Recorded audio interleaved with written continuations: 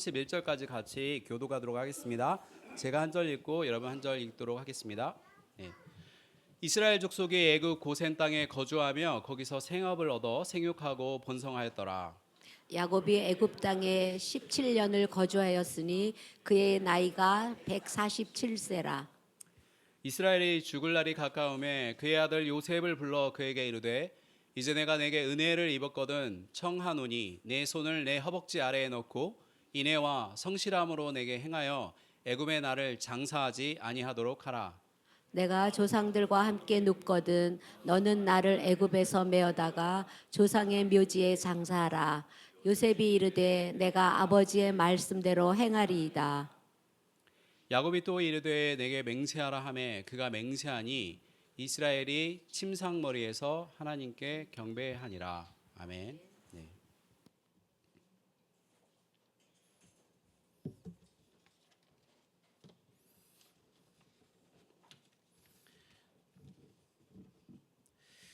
네, 오늘 읽었던 그 본문은 창세기의 거의 마지막 부분, 야곱이 이제 죽음에 임박해서 하는 그 있었던 일들, 야곱의 말들을 우리가 그 일부를 보고 있어요. 26절까지 바로 전 내용은 어떤 내용이냐면 애굽 그 이집트의 국내 상황이 어떤지를 보여주죠. 계속 가뭄이 있어요. 가뭄이 7년 동안 풍년이 7년 동안 있었고 그리고 흉년이 7년 동안 있었는데 이 7년의 흉년이 계속해서 되고 있는 상황이에요. 그래서 애굽의 이 이집트의 백성들은 가뭄이 들어서 식량이 이렇게 없어지게 되죠. 그래서 처음에는 돈을 주고 식량을 사게 돼요. 그런데 돈이 떨어지자 어떻게 되냐면 가축을 팔아요. 식량도 없는데 가축까지 먹고 살 수가 없죠. 그래서 가축을 먼저 팔아요. 그 다음에 이제 가축을 다 팔게 되었어요. 그래서 우리는 어떻게 하냐? 이제 우리에게 남은 것은 땅과 우리 몸뿐이다 라고 얘기하니까 그럼 네 땅을 팔아라 해서 땅을 팔게 돼요. 그리고 그 땅이 전부 국가의 소유로 들어가게 되고 그리고 그때부터 소작농을 시작하게 돼요. 이집트 상황은 점점 경제적인 상황이 악화되죠. 그러니까 나라마다 특히 이제 어떤 선거철이 되면 제일 중요한 이슈가 뭐예요? 경제적인 이슈예요. 우리가 먹고 살 것이 있는지, 우리가 경제가 성장하는지 이것에 대한 관심이 모든 나라에서 제일 높아요. 그런데 이집트의 지금 상황은 어떠냐면 굉장히 상황이 좋지 않아요. 나라는 점점 부강해지는데 백성들은 계속해서 힘들게 되는 상황이 이루어지게 돼요. 반면에 이스라엘 민족은 전혀 다른 상황 속으로 들어가요. 이스라엘 민족은 일단 이 고센 땅에 들어가면서 가뭄으로 모든 것을 이집트 사람들은 빼앗겨서 바로의 종이 되어 가고 있는데 이스라엘 이 가족들은 목축업을 하기에 가장 좋은 고센 땅이라는 땅을 받아가지고 그곳에서 생업을 이어가게 되고 그리고 이집트로부터 파라오로부터 재산을 많이 얻게 돼요. 그리고 그때부터 뭐라고 얘기하냐면 생육하고 번성하였다고 나오는데 한글 성경에는 빠졌지만 심히 번성하였다고 그렇게 나옵니다. 원래는 이 생육하고 번성하였다는 것은 그냥 잘 되었다, 잘 살게 되었다라는 뜻으로 표현하기에는 너무 벅찬 그런 말이에요. 왜냐하면 이것은 아브라함과 이삭에게 주시는 야곱에게 주시는 하나님의 약속의 성취였어요. 그리고 이것은 사실 더 거슬러 올라가면 태초에 하나님이 이 세상을 지으시고 그리고 사람을 지은 다음에 사람에게 주시는 그런 명령이 바로 이 생육하고 번성하여라, 정복하여라라는 이 말이죠. 우리가 한번 보면 창세기 1장 28절을 보면 이렇게 나와 있죠. 하나님이 그들에게 복을 주시며 하나님이 그들에게 이르시되 생육하고 번성하여 땅에 충만하라, 땅을 정복하라, 바다의 물고기와 하늘의 새와 땅에 움직이는 모든 생물을 다스리라 하시니라. 이것이 하나님이 인간에게 주신 명령이었어요.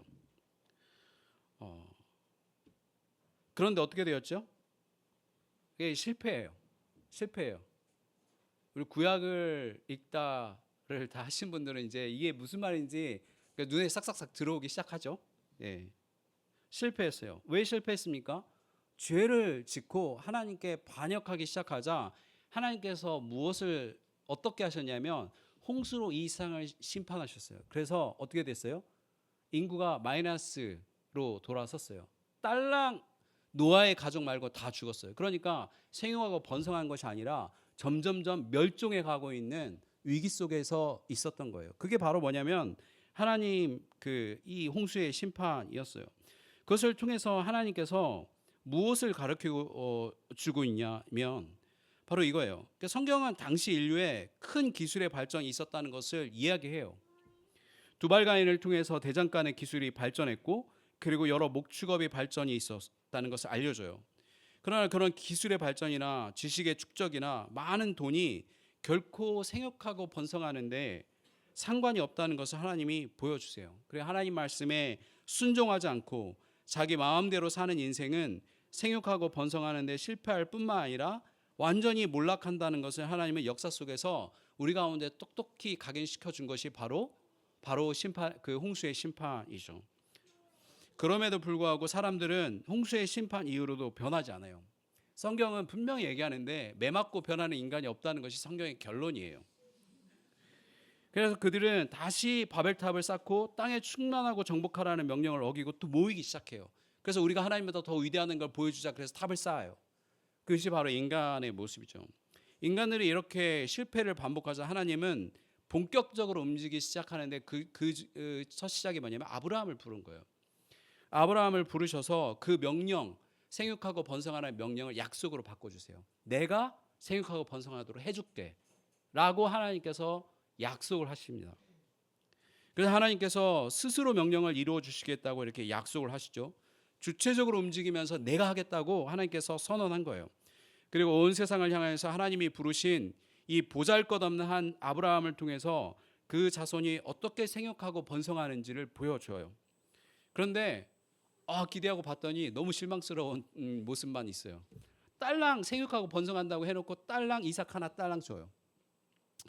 아브라함에게 약속의 자식은 딸랑 한 명 있는데 이삭뿐이었어요. 이삭에게도 약속의 자손은 야곱 한 명이었어요. 언제 하나님의 약속이 이루어지나라고 보게 돼요. 야곱의 이르사에 12아들을 주셨는데 그 12아들은 진짜 과연 마지막까지 생존할 수 있을까 싶을 정도로 너무너무 위태로운 모습을 많이 보여줘요. 야곱이 이곳저곳을 이렇게 돌아다니다가 이제 12아들 가족을 다 데리고 정착하고 살려고 하는데 그때 막내 여동생이 근처에 있는 부족에 의해서 몹쓸 짓을 당하게 돼요. 화가 난 두 오빠가 어떻게 했냐면 그 부족을 씨를 말려서 다 죽여버렸어요. 아주 칼로 그냥 무자비하게 죽였어요. 그러니까 어떻게 해요? 그 근처에 있는 모든 부족들이 일어나기 시작해요. 그러니까 살 수가 없게 되죠. 에서를 피해서 겨우 정착하면서 살려고 했던 야곱이 또 다른 곳으로 가야 되고 또 다른 곳으로 가야 되고 이런 일들이 반복해서 일어나요. 그런데 그 외부의 위험뿐만 아니라 내부에서도 내분이 일어나요. 그래서 자기 자식들이 화목하게 사는 것이 아니라 자식이 자식을 죽이려고 하는 일이 일어나죠. 그래서 요셉을 죽이려고 하다가 양보해서 다른 나라의 노예로 팔아버려요. 이런 일이 일어나요. 그 이후로 한 20년 동안 이 가족에게는 웃음이 완전히 사라지게 돼요. 그리고 깊은 패배감과 그리고 실망과 그리고 아픔만이 이 가족 가운데 있고 멀리 떨어져 있던 요셉도 역시 마찬가지예요. 정말 온 가진 고생을 다 하게 되는 그런 일이 일어나죠. 평화가 완전히 깨져요. 온 세상의 모범으로 보이려고 선택받은 가족이 오히려 가장 형편없는 모습으로 보여지고 있는 것이 바로 이 모습이에요. 이게 바로 성경이 말하고 있는 우리의 현실이라고 보여주는 거예요. 잘 살아보려고 애쓰지만 뭐 하나 제대로 된 것이 없는 그 모습이 바로 이 인생의 모습이다. 그러니까 야곱의 가족뿐만 아니라 모든 가족이 다 이렇게 애쓰면서 살아가는데 모든 것이 다 뜻대로 되지 않는 것이 이 이상에는 가족의 모습이고 우리의 모습이고 우리의 현실이라는 거예요. 그런데 하나님이 이 하나님의 가족을 뜯어 고치기 시작했어요. 하나님께서 복을 주기로 작정하시고 주체적으로 스스로 움직이기 시작한 거예요. 온 가족이 합심하여 망쳐놓은 것을 하나님께서 하나씩 하나씩 다 풀어놓기 시작해요. 이것이 하나님의 능력이고 복음이죠. 복음은 실제로 이런 능력을 우리의 삶 가운데서 일어나게 하신다는 거예요. 실제로 능력이 있고 실제로 회복이 있다는 거예요. 무너진 가족이 진짜 회복되고 변화되는 것이 바로 복음의 능력이에요. 하나님은 먼저 가족 안에 있는 깊은 증오와 불신을 하나씩 하나씩 걷어내기 시작해요. 우리의 관계에 나아감이 없이 우리가 생육하고 번성하는 일은 이 교회에는 존재하지 않습니다. 예수님은 제자들에게 온 세상에 나아가서 복음을 전하라고 하기 전에 뭐라고 명령이냐면 예루살렘과 온 유대와 그 다음에 사마리아에 복음을 전한 다음에 땅끝에 복음을 전하라고 그제서야 얘기해요. 근데 왜 그러겠어요? 이 유대 사람들은, 예루살렘 사람들은 사마리아와 완전 혐오와 그리고 증오의 역사를 가지고 있어요. 너네들하고는 밥도 못 먹고 너네들랑 같이 못 살아. 차라리 딴 민족하고 살지 너네들하고는 안 돼. 라고 하면서 거의 개같이 혐오했어요. 그렇게 서로 미워했죠. 원래 가까운 나라끼리 친한 나라는 아무도 없어요. 우리나라도 일본하고 친합니까? 예, 중국하고도 그렇게 별로 친하지 않죠. 이제 월드컵이잖아요. 프랑스는 절대 영국을 응원하지 않아요. 스페인은 프랑스가 망하기를 바라요. 예. 그리고 프랑스는 이탈리아가 지기를 바라요. 제가 놀라웠던 거는 이들의 전쟁의 역사 때문에 그러겠지라고 생각했는데 제가 그 호주 친구를 한번 만나서 얘기해 본 적이 있는데 뉴질랜드하고 한국하고 응원하면 무조건 모든 호주인은 한국을 응원한다는 거예요. 얘네들은 싸우지도 않았는데 왜 그럴까? 정말 붙어 있으면 인간이 화합하기보다 싸우는 것이 훨씬 더 익숙한 거구나. 그것이 우리의 모습이구나라는 것을 늘 봐오죠. 유대인들은 그러한 이유들이 몇 가지 있었죠. 종교적인 이유들이 있었어요. 그래서 자신들이 증오하고 혐오했던 사마리아에 복음을 전하기 전에 이 세상을 복음을 전하는 것이 허락되지 않아요. 복음은 사랑이 근본이고 중심인데 바로 옆에 증오하는 사람을 두고 그것을 스킵하고 먼 나라 사람들을 복음을 전한다는 것은 그것은 말이 되지 않는 것이기 때문에 그래요. 사마리아에 손을 내밀고 복음을 전한 후에야 비로소 그 너머에 있는 나라에게 복음을 전하는 것이 바로 하나님 나라예요. 혐오와 증오는 하나님의 나라를 위해서는 나는 하나님의 나라를 위해서 그런 거야 라는 명목으로 존재할 수가 없는 거예요. 온 세상에 증오가 가득하더라도 교회는 사랑과 화해가 있어야 되는 거죠. 교회는 바른 정의를 위해서 칼이 아닌 십자가를 들어야 되는 거예요. 그 사랑이 그 안에 있죠. 요셉은 형들에 대한 응어리가 풀리지 않았고 일부러 아는 체 하지 않았어요. 여러분, 요셉이 늘 성숙한 모습을 보인 게 아니에요. 어렸을 때는 완전 재수없는 존재가 요셉이었어요. 요셉만큼 어렸을 때의 모습이 적나라하게 그렇게 정말 얄미운 그런 사람은 이 성경에 존재하지 않아요. 그럴 정도로 형에게 잘난 체하고 그냥 있는 그대로의 자기의 모습을 그냥 그대로 드러낸 사람이 바로 요셉이었어요. 그런데 이 형들이 자기를 죽이려고 했다가 그리고 노예로 팔고 그 안에서 말할 수 없는 고생을 20년간 했어요. 그런데 이 형들을 딱 보는 순간 반가운 마음이 있을지언정 그 안에 응어리가 훨씬 더 심했기 때문에 아는 체하지 않았어요. 그리고 지켜봤죠. 그의 마음이 풀리기까지 몇 년이 걸렸어요. 그리고 하나님은 요셉에게도 시간을 주었어요. 당장 요셉을 향하여서 야, 너 하나님 믿는 사람이 그것도 못하냐라고 얘기하지 않습니다. 그렇게 책망하지 않고 하나님께서 요셉을 기다리셨어요. 그리고 하나님은 요셉의 형들을 조용히 바꾸시기 시작하셨어요. 그리고 이미 바꾸고 계셨죠. 요셉이 바뀐 형들을 보고서야 드디어 마음이 풀리고 형들을 용서할 수 있었죠. 온 가족이 하나님 안에서 서로를 받아들이고 나서야 이제 이들에게 하나님은 약속을 이루어 가십니다. 이들이 이제 생육하고 번성할 차례가 된 거예요. 하나님께서 그것을 허용하셨어요. 허락하셨어요.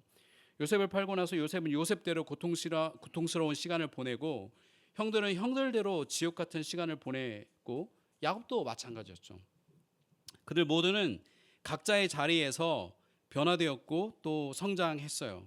이 일이 처음에는 불가능해 보였지만 고통스러운 자신의 삶 속에서 하나님은 상처들을 하나씩 회복시키셨죠. 하나님이 이 모든 것을 스스로 이루셨어요.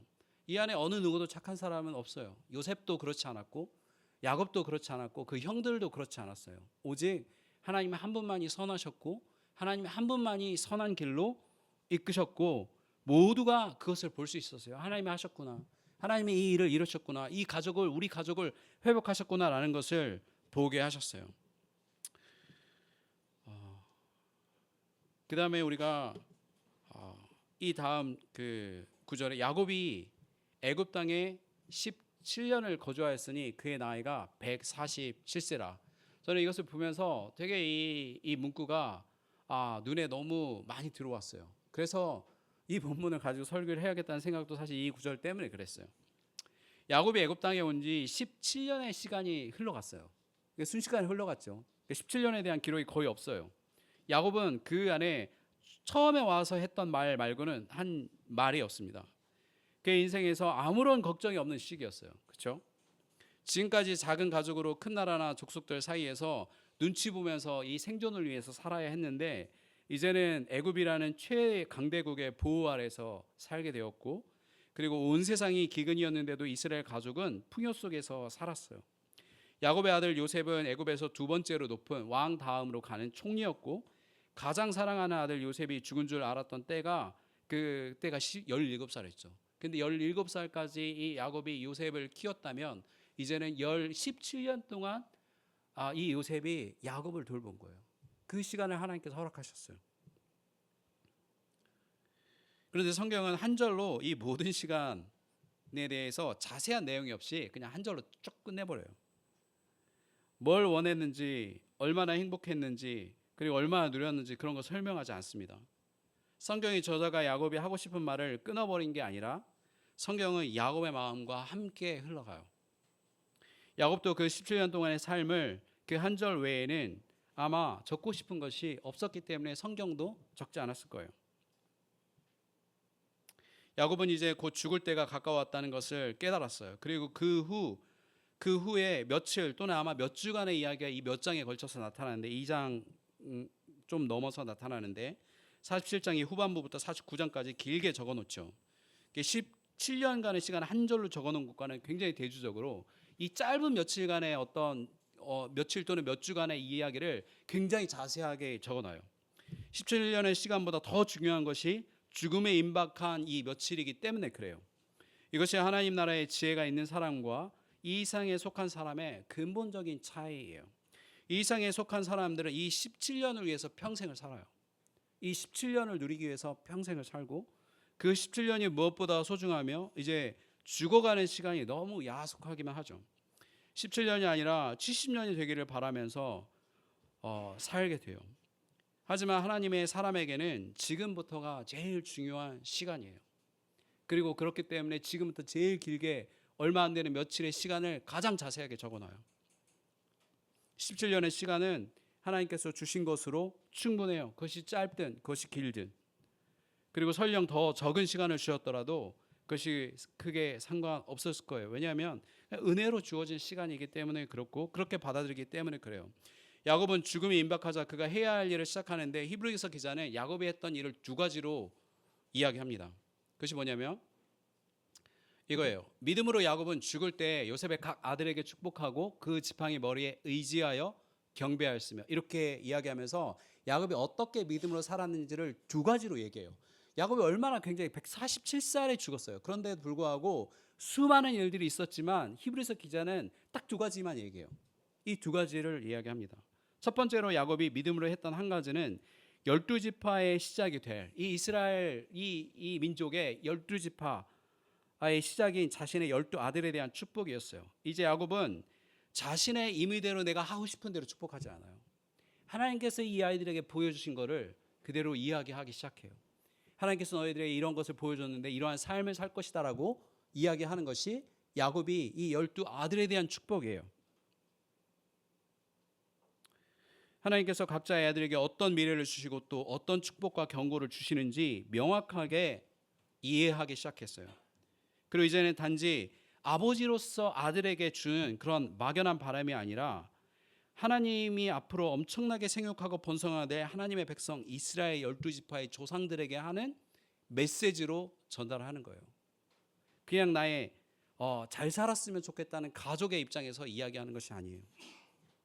이스라엘 민족의 족장으로서 이 이스라엘 12시작에게 이야기하는 거예요. 이것도 할 이야기가 많지만 다른 한 개를 집중하기 위해서 이것은 생략하도록 하겠습니다.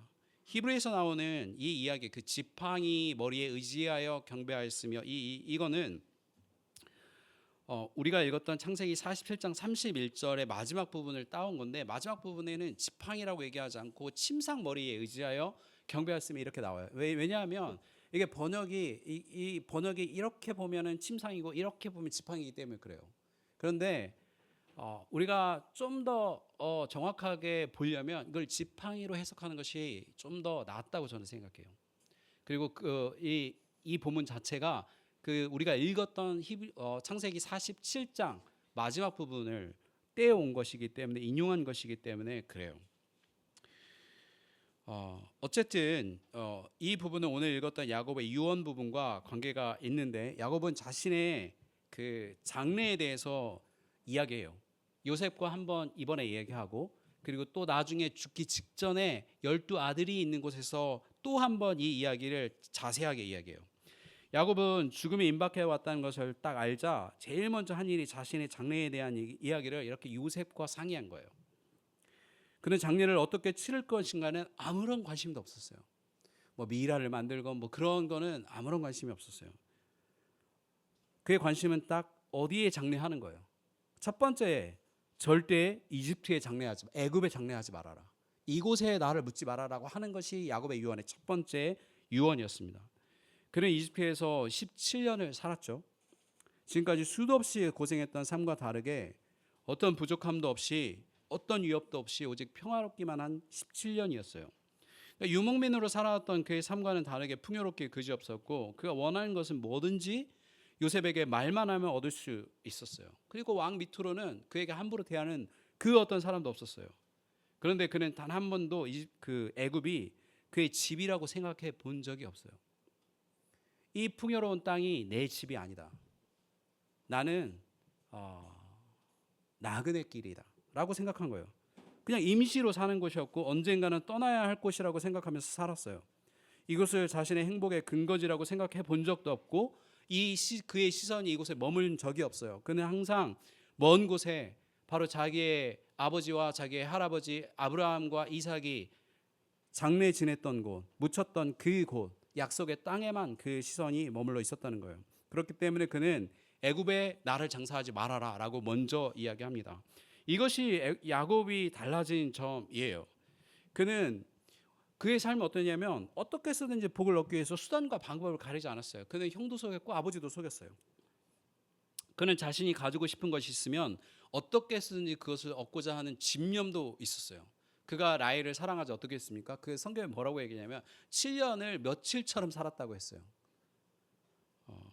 그럴 정도로 자기가 원하는 것은 어떤 노력을 해서라도 받아내는 사람이에요.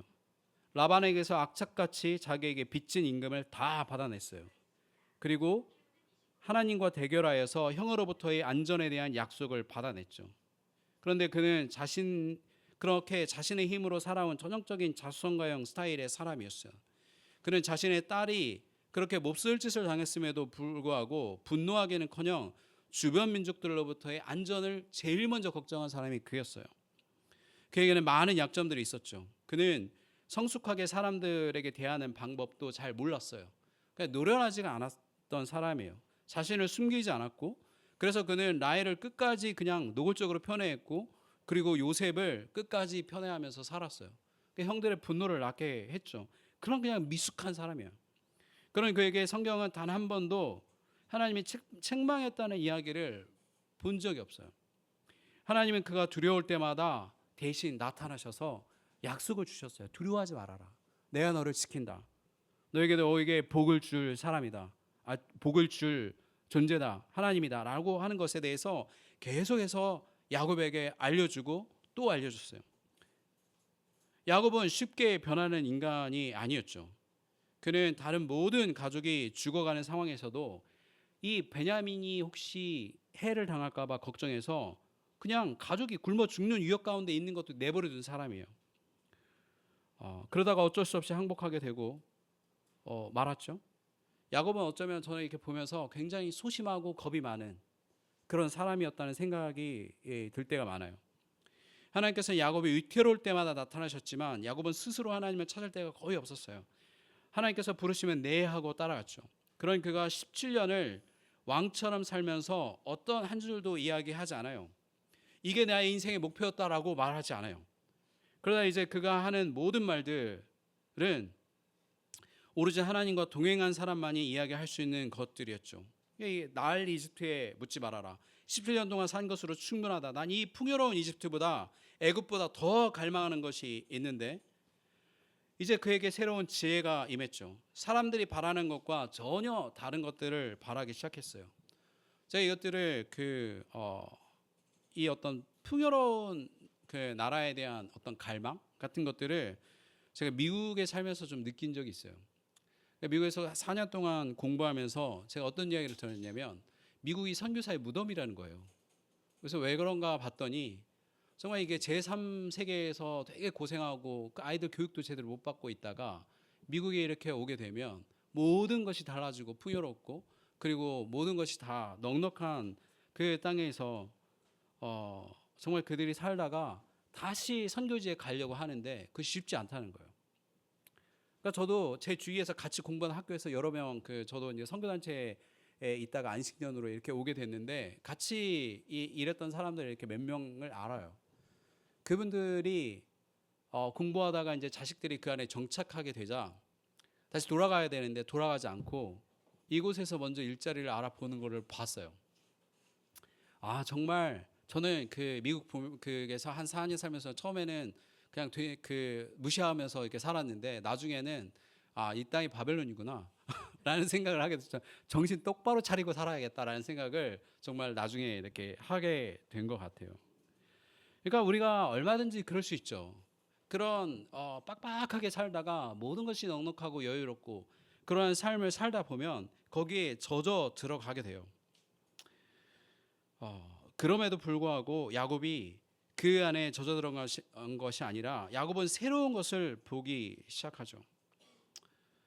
이 애굽이 풍요로운 걸 알아요. 그러나 이 애굽을 보니까 이 애굽이 가뭄으로 망할 수 있는 나라라는 것도 알았어요. 그리고 하나님의 지혜가 아니었고 하나님의 지혜로 인해서 요셉에게 하나님의 지혜가 임하지 않았으면 이들은 이 나라를 망할 수 있구나. 하나님께서 이 나라를 지탱하는구나. 라는 것들을 보기 시작해요. 어느 이 세상에 있는 회사나 이 세상에 있는 나라도 마찬가지예요. 하나님께서 그 회사와 그 나라와 그 한 사람을 지탱하지 않으면 어떠한 나라도 그것이 설령 이 세상의 최강국이라도 언제든지 무너질 수 있는 그것을 깨닫는 것이 바로 하나님이 역사하신다는 것에 대한 믿음을 갖게 되는 거예요. 이 세상의 주인이, 이 사회의 주인이, 회사의 주인이 누구라는 것을 볼 수 있는 것이 바로 믿음의 눈으로 보는 거예요. 야곱이 그것을 보기 시작했어요. 그래서 이 땅에 있는 애굽의 풍요로움 그 너머에 있는 하나님의 전지하시고 전능하신 그분의 능력과 그분의 역사하심에 눈으로 보기 시작한 거예요. 아마도 야곱은 17년 동안 살면서 경험한 거라기보다는 야곱이 그 땅에 왔을 때 느꼈을 거예요. 베냐민을 놓았을 때 그는 하나님의 역사하심을 보게 되었을 거예요. 죽었던 요셉이 살아났다는 것을 보고 하나님의 역사하심이 무엇인지를 명확하게 깨달았을 거예요. 야곱은 인생이 완전히 망했던 사람이에요. 정말 힘겹게 살았던 사람이죠. 그는 바로의 앞에서 이렇게 고백해요. 나는 험악한 세월을 보냈다라고 얘기해요. 130년 동안. 진짜 그러하죠. 그의 가족은 완전히 파탄났어요. 그는 알지 못했지만 자식들이 서로 살인하려고 했다가 동생을 노예로 팔아 넘겼어요. 어쨌든 자식이 죽은 줄 알고 오랜 시간을 20년 넘게 가족 안에서 한 번도 웃어본 적이 없이 살았을 거예요. 그러나 하나님은 그러한 자신의 부족함과 상관없이 일하셨어요. 하나님이 야곱이 제대로 자식들을 길러내지 못하니까 하나님께서는 과감하게 요셉을 노예로 보내버려요. 유학 보낸 거예요. 그리고 보디발에게 위탁 교육을 시킵니다. 그러니까 우리의 지혜와 사랑으로는 도저히 할 수 없는 일을 하나님은 과감하게 하세요. 우리는 사랑해도 하지 못해요. 그러한 일을 못하죠. 어떻게 자식에게 그런 고통을 줄 수 있겠어요? 그러나 하나님은 모든 미래를 다 아시기 때문에 하나님은 과감하게 하세요. 하나님은 요셉을 노예로 팔기도 하시고 우리가 말 안 들으면 다리 몽둥이를 분지른다고 하잖아요. 하나님께서는 요셉의 허리 몽둥이를 분지른 사람이에요. 그래서 요셉이 지팡이를 의지했다는 말이 뭔 말이에요? 평생 동안 그 이후로 야복강에서 하나님을 만난 이후로 그가 제대로 서지 못했다는 것이고, 그러한 인생을 살다가 하나님께 경배했다는 뜻이에요. 하나님께서는 우리를 온전하게 사랑하시기 때문에 그러한 아픔을 감수할 수 있기도 하신 분이라는 거예요. 우리들은 자식을 망하게 하지만 하나님은 그 모든 것을 바로 잡으세요. 야곱은 자신이 망쳤던 모든 것들을 하나님이 온전하게 회복시키는 것을 보았어요. 요셉이 가져오는 이집트의 총리로서의 풍요로움에 눈이 멈추지 않고 그 가족을 하나님의 전능하심에 그 전능하심으로 인도하셨던 그 하나님의 그 능력에 시선이 머무르기 시작합니다. 이것이 신앙인의 모습이고 우리가 모두가 가져야 될 그러한 모습이죠. 야곱은 이제 하나님과 시선을 공유하기 시작했어요. 하나님이 보는 것들을 보기 시작해요. 그렇기 때문에 이 땅에 있는 것들을 보면서 그것에 일희일비하지 않고 하나님께서 보여주신 것들에서 완전히 동의하기 시작해요. 이제 야곱은 그냥 가족 안에서만 그의 시선이 머무르는 것이 아니에요. 그의 가족들을 통해서 보여주시는 하나님의 놀라운 이 이상을 향한 계획들을 보기 시작해요. 그것과 함께 일하기를 원해요. 그것이 야곱의 소망이었고 기쁨이었어요. 그러니까 하나님은 아브라함과 이삭과 야곱과 그의 12아들을 통해서 당신의 백성들을 만들기를 바랬고 그 일을 쉴 새 없이 하고 계셨어요. 이제는 수많은 하나님의 백성들이 12아들들을 통해서 태어나게 될 것이고 그의 백성이 언젠가는 이 애굽을 떠나서 약속의 땅으로 진군해 갈 날이 반드시 있을 것이라는 것을 야곱은 보기 시작해요. 그 땅을 보기 시작한 거예요. 그 땅을 통해서 하나님께서 이루실 일들을 기대하기 시작한 거예요. 그래서 왜 아브라함이 악착같이 막벨라구를 사고 이삭이 그곳에 묻혔는지, 왜 그곳을 떠나지 못했는지, 가뭄이 있어도 그 자리를 지켰는지를 알게 돼요. 그는 그의 죽음을 두려워하는 것이 아니라 하나님 나라를 소망하기 시작했어요. 그의 행보는, 그의 말은 죽음을 두려워하면서 죽음을 준비하는 것이 아니라 그 너머에 있는 것들을 준비하는 사람처럼 말하고 행동하게 된다는 거예요. 그것을 기대하는 사람처럼 이야기한다는 거예요. 이것이 가능한가요? 130살에 철들어가지고 147살에 다 죽어가는 마당에 이제서야 하나님의 일을 뭘 할 수 있나 라는 생각을 할 수 있겠죠.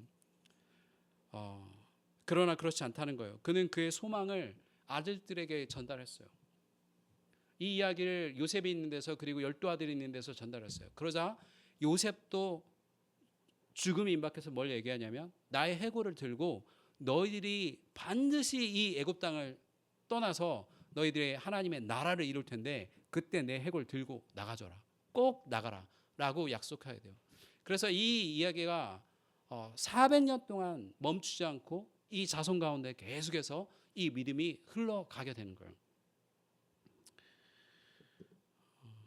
이것이 하나님이 만들어내고자 하는 그런 성도의 모습이죠. 하나님은 우리의 배고픔과 그리고 외로움과 우리의 교육의 문제와 우리의 가족의 화목에 이 모든 것들에 관심을 가지고 최선을 다해서 도우세요. 그 모든 어려움을 회복시키는 분이죠. 하나님은 하지만 우리의 시선이 늘 나와 우리 가족에게 머무는 것이 아니라 이제는 하나님이 바라보고 있는 것을 같이 함께 보기를 원하세요. 우리가 요즘 보고 있는 고린도 전서, 우리가 금요일날 말씀 들었던 이 부분을 한번 우리 볼게요.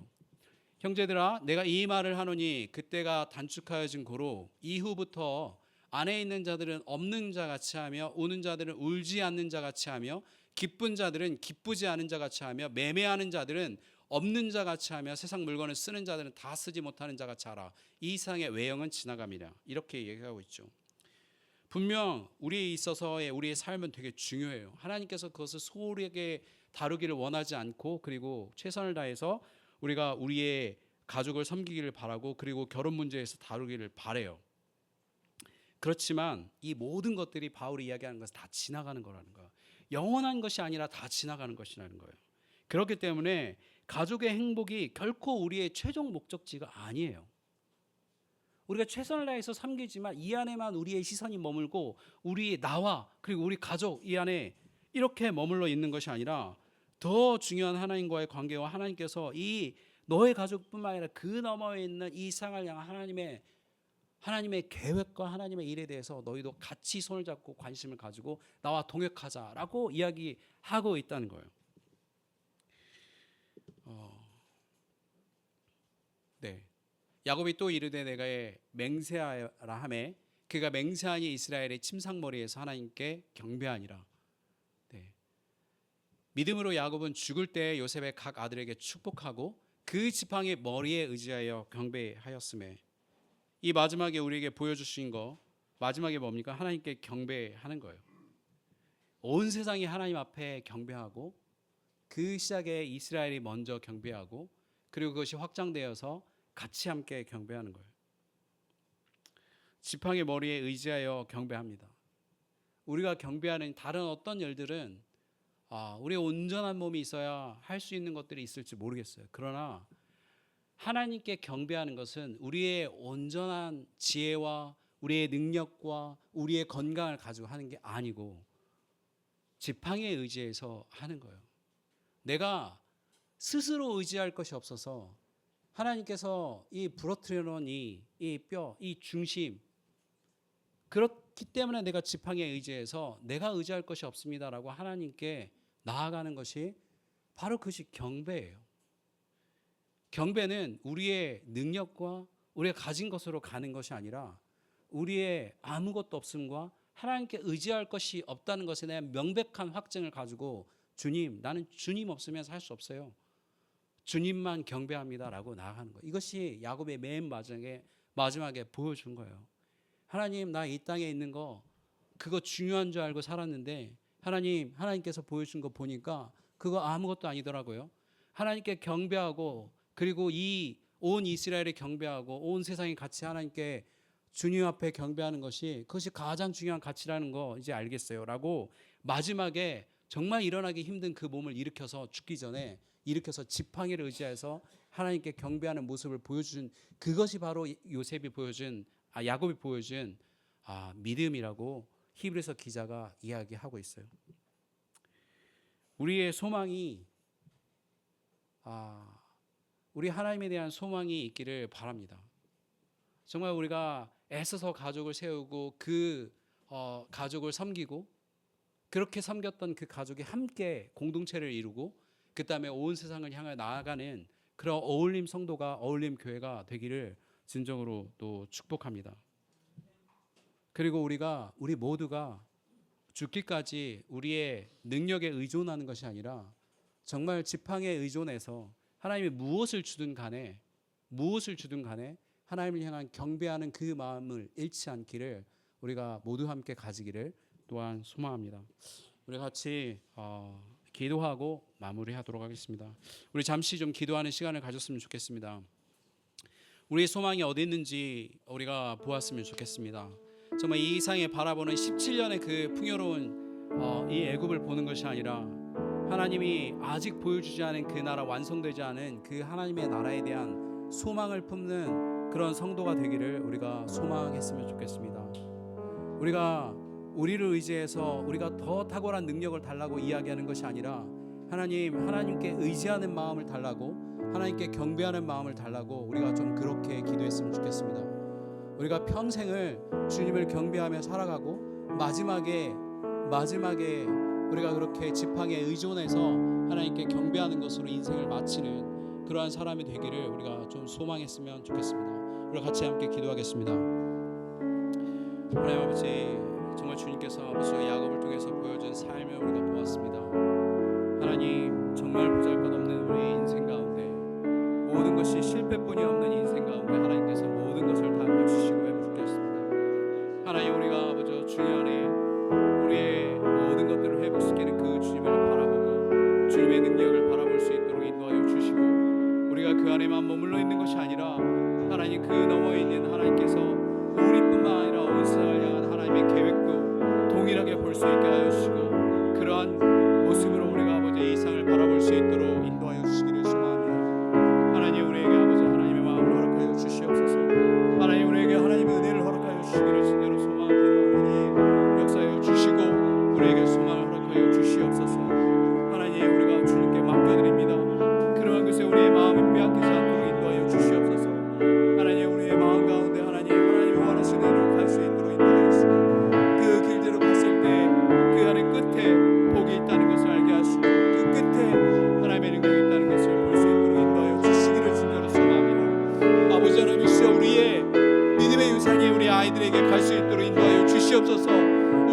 세상이 어디로 가고 있는지 우리 아이들이 보고 있는데 그것을 우리가 아버지 정말 전달해 줄 수 있도록 인도하여 주시옵소서. 17년의 풍요로운 아버지 이 세상에 아버지 우리의 눈이 있다는 것을 아버지와 아이들이 보지 않게 하여 주시고 오직 하나님께서 아버지 보여주신 그 꿈을 아버지 하나님께서 주신 비전을 하나님께서 보여준 나라를 볼 수 있도록 인도하여 주시기를 주기로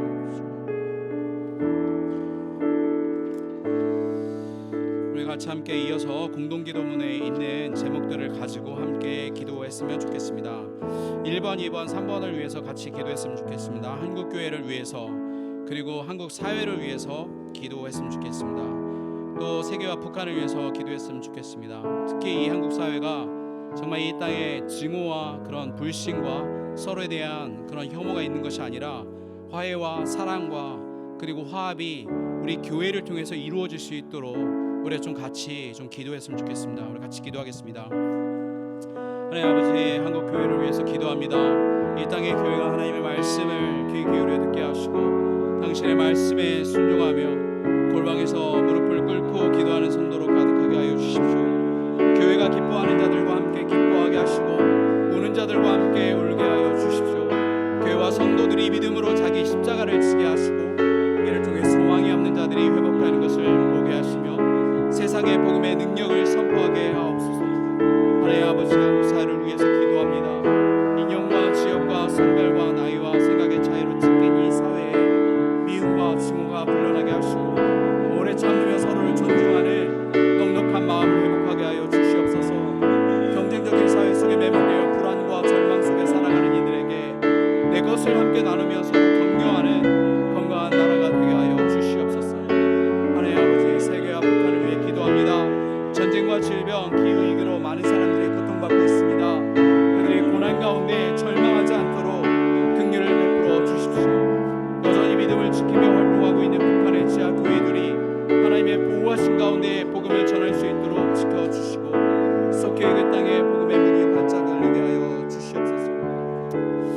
우리 이어서 4번, 5번, 6번을 위해서 같이 기도하겠습니다. 어울림 교회를 위해서 그리고 교회를 섬기는 사람들을 위해서 그리고 교회와 협력하고 있는 선교사 사역자들 그리고 각 기관을 위해서 우리 같이 기도하겠습니다. 하나님, 우리 어울림 교회들을 위해 기도합니다. 어울림 교회가 모든 성도가 하나님의 아들을 믿는 것과 아는 일에 하나가 되어 그 온전한 사람이 되어 그리스도의 장성한 분량이 충만한 데까지 이르게 하여 주시옵소서. 어울림 교회 모든 가정과 성도들이 예수 안에서 회복되고 함께 자라가도록 하여 주시옵소서. 그리하여 어울림 교회에 믿음이 필요한 자들이 찾아와 참된 안식을 얻고 회복하는 교회가 되게 하여 주시고 주께서 주시는 부흥을 보게 하여 주시옵소서. 하나님 아버지, 교회를 섬기는 자들을 위해 기도합니다. 사역자들과 리더들, 직분자들과 교사들 그리고 각자의 자리에서 교회를 섬기는 모두를 기억해 주셔서 그들이 하나님의 후회 없는 부르심을 따라 주님의 몸된 교회를 함께 세우고 섬기게 하옵소서. 섬기는 자들이 낙담하지 않게 하여 주십시오. 그들에게 지혜와 믿음과 건강을 주시고 하나님께서 기뻐하시는 뜻을 분별하도록 하여 주십시오. 교회 안의 건강한 세대 교체를 잘 준비하게 하시고 반주자, 엔지니어, 찬양팀 등 예배를 섬길 사람을 허락하여 주십시오. 하나님 아버지, 교회에 협력하고 있는 선교사, 사역자들 그리고 학교를 위해 기도합니다. 타지에서 복음을 전하며 어려운 시기에 소자들을 돌보는 사역을 하나님께 기억하여 주시고 그들에게 돕는 손길과 필요한 자원들을 허락하여 주시고 선한 일을 행함에 있어서 낙심하지 않도록 그들의 마음 한 사람 한 사람을 지켜주시기를 소망합니다. 네, 이제 눈을 뜨시고 우리가 누구를 위해서 기도해야 되는지 주의를 좀 보았으면 좋겠습니다. 네, 7번 그 믿음의 가정을 위해서 우리가 좀 기도하고 그 회복을 위해서 기도하겠습니다. 그리고 다음 세대 우리 청소년들, 청년들, 우리 다음 세대들이 잘 자라날 수 있도록 우리 교회를 위해서 좀 기도했으면 좋겠고 그리고 사랑하는 우리 성도들을 위해서 좀 기도했으면 좋겠는데 특히 몸이 아픈 분들 그리고 마음에 낙심이 있는 분들이 하루빨리 회복하고 하나님 안에서 건강하게 회복할 수 있는 시간을 갖게 해달라고 우리 좀 같이 기도하겠습니다. 같이 기도하겠습니다. 하나님 아버지, 믿음의 가정을 위해 기도